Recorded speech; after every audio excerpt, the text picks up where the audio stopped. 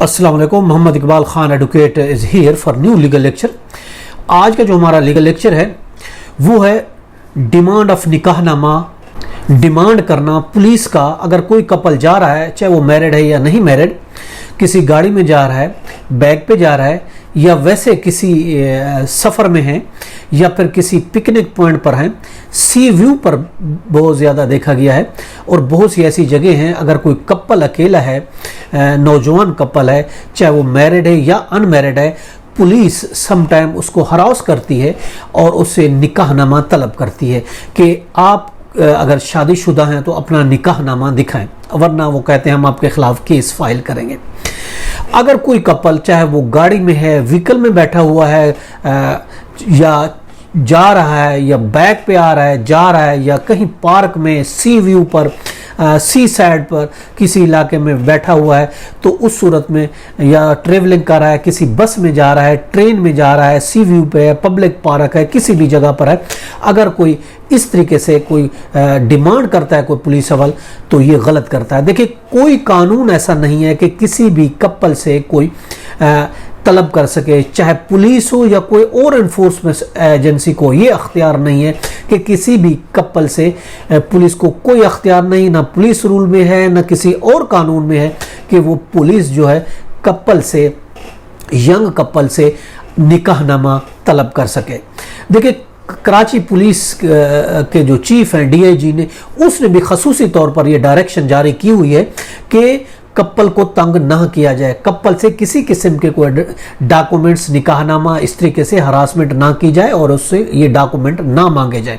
वैसे भी ये प्राइवेसी के खिलाफ है, जो हमें इस्लाम, कुरान और सुन्नत में हमें दस दिया गया है, और पाकिस्तान का आर्टिकल है 14 हमें ये देता है कि ये हमारा एक फंडामेंटल, ये प्राइवेसी हमारा राइट है। किसी प्राइवेसी के खिलाफ कोई एक्शन लेना ये खिलाफ कानून होगा। और वाज़े सुप्रीम कोर्ट की भी इसमें रूलिंग्स हैं।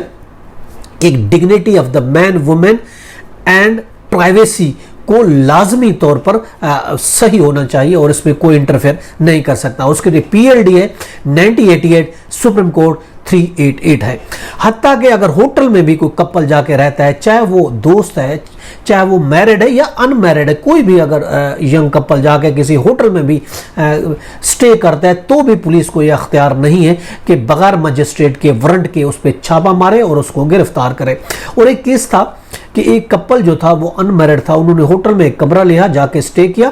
पुलिस के मुखबिर को पता चली कि ये शादीशुदा जोड़ा नहीं है, उन्होंने उस पर रेड किया और औरत और मर्द पर जिना का केस रजिस्टर किया, जो कि फिर उसके बाद हाई कोर्ट में उसकी सीपी फाइल की गई कि इस एफआईआर को क्वाश किया जाए, जो कि मियां अब्बास वर्सेस स्टेट।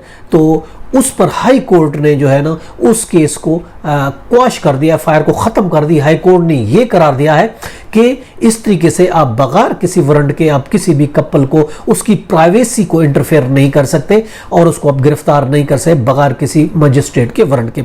ये एक रूलिंग है 2005, वही एलआर पेज 3195 है।